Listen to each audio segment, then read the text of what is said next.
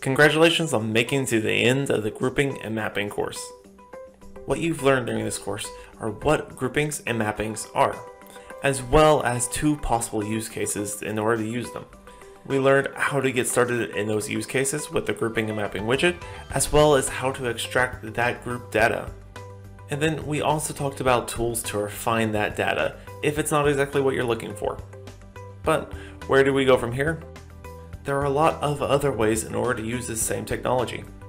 A number of iTwin APIs actually consume mappings and groupings as well. There's the carbon calculation, clash detection, transformation, and reporting. But that's all we're going to talk about during this course. Whether your future endeavors with grouping and mapping involve these APIs or something else, I hope your specialized views will be beautiful ones. Thank you very much.